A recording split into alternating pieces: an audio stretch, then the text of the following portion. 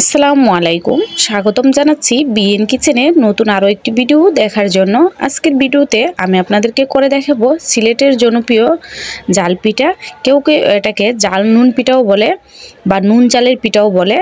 এই পিঠাটা যে নামে ডাকুক না কেন, পিঠাটা খেতে কিন্তু ভীষণ মজা।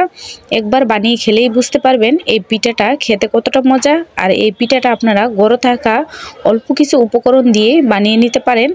তাহলে চলুন কথা না বাড়িয়ে দেখিয়ে দিই এই পিঠাটা আপনারা কিভাবে বানাতে পারেন বাসায়। আর যদি আমার চ্যানেলে নতুন হয়ে থাকেন, আমার ছোট্ট চ্যানেলটি সাবস্ক্রাইব করে পাশেই থাকবেন। এই পিঠাটা বানানোর জন্য আমি চুলায় একটা পাতিলে পানি বসিয়ে দিয়েছি। পানিটা গরম হয়ে গেছে। এখন এতে দিয়ে দিলাম আদা বাটা, রসুন বাটা এবং জিরা বাটা। আমি সবগুলা হাফ টেবিল চামচের মতো দিয়েছি, আপনারা আপনাদের পরিমাণ মতো দিবেন। সেই সঙ্গে দিয়ে দিতেছি একটা পেঁয়াজ বাটা। আর জালের জন্য এখানে দিলাম 5-7টা কাঁচামরিচ বাটা। আরও দিয়ে দিব পরিমাণ মতো লবণ, সামান্য একটু মরিচ, সামান্য একটু হলুদের গুঁড়া।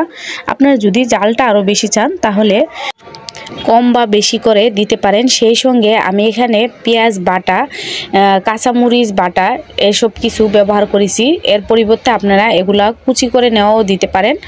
এখন পানিটা বলক ওঠা পর্যন্ত অপেক্ষা করব। আমার পানিটা ভালোভাবে বলক উঠে গেছে, মশলা মিশানো পানিটা। এখন আমি এই মশলা মিশানো পানিতে দিয়ে দিব ভেজা চালের গুঁড়া। আপনার শুকনা চালের গুঁড়া দিয়েও করতে পারেন। আমার কাছে ভেজা চালের গুঁড়া ছিল, আমি ভেজা চালের গুঁড়াটা 2 কাপ দিয়ে দিয়েছি।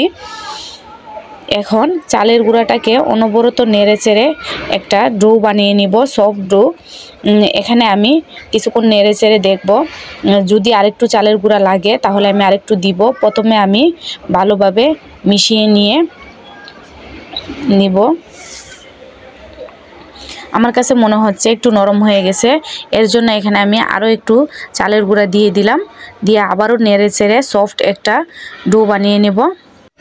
এখন এ পর্যায়ে দিয়ে দিব ধনেপাতা কুচি, অর্থাৎ নামানোর আগে আমি ধনেপাতা কুচিটা দিলাম। আপনারা এই পিঠাতে এই ধনেপাতা কুচিটা দেওয়ার চেষ্টা করবেন, এতে করে পিঠার স্বাদটা বেশ ভালো লাগে। আর এরকম নামানোর আগেই দিবেন, এতে করে পিঠাটা দেখতে এবং খেতে দু দিক দিয়েই ভালো হয়। দেখতে কালারটা ভালো আসে এবং ধনেপাতার একটা সুন্দর ঘ্রাণ থাকে।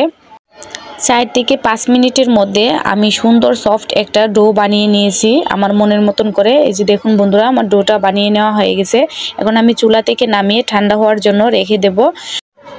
আমি চুলা থেকে নামিয়ে 3 থেকে 4 মিনিট রেখে দিয়েছিলাম, এতে করে ডোটা খানিকটা ঠান্ডা হয়ে গেছে, এখনও কিছুটা গরম আছে।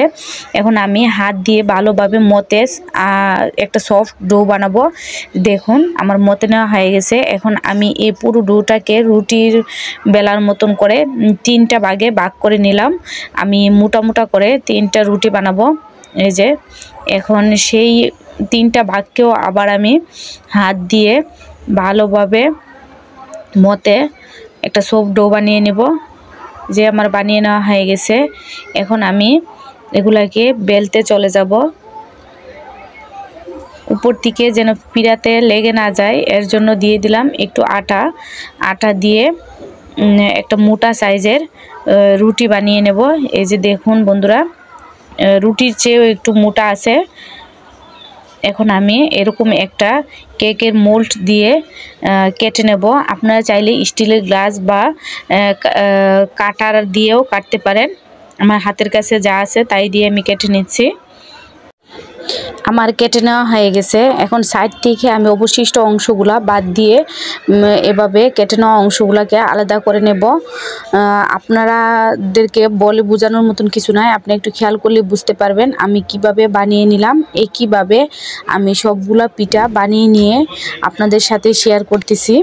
আশা করি আপনারা পারবেন, এটা খুবই সহজ। এই যে দেখুন বন্ধুরা, আমার সবগুলো পিঠা বানিয়ে নেওয়া হয়ে গেছে। এখানে আমার 2 কাপের চেয়ে একটু বেশি চালের গুঁড়া দিয়ে এখানে 25টার মতন পিঠা হয়েছে অলরেডি।